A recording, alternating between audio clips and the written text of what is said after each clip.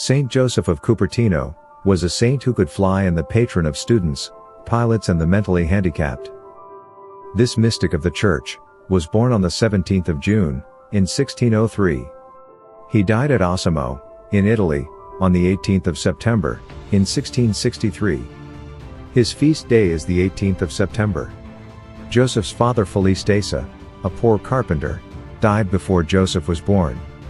He left some debts, in consequence of which the creditors drove the mother, Francesca Panara, from her home, and she was obliged to give birth to her child in a stable.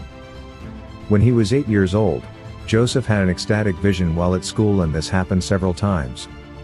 Due to these visions, the children, seeing him gape and stare on such occasions, made fun of him.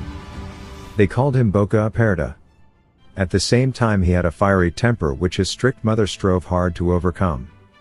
He was apprenticed to a shoemaker, but at the age of 17 he tried to be admitted to the friars' minor conventuals and was refused on account of his ignorance.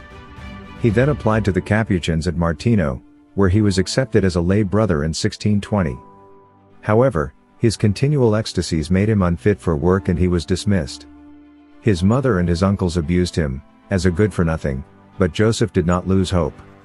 By his continued prayers and tears he succeeded in obtaining permission to work in the stable as lay help or oblate at the Franciscan convent of La Grotella near Cupertino.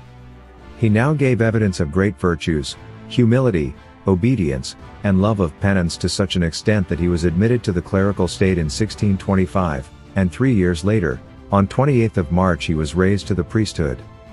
Joseph was but little versed in human knowledge, for his biographers relate that he was able to read but poorly. Yet infused by knowledge and supernatural light, he not only surpassed all ordinary men in the learning of the schools, but could solve the most intricate questions. Frequently he would be raised supernaturally and remain suspended in the air. Joseph for 35 years was ordered to remain in his room, where a private chapel was prepared for him. Evil-minded and envious men even brought him before the Inquisition, but Joseph retained his resigned and joyous spirit, submitting confidently to divine providence.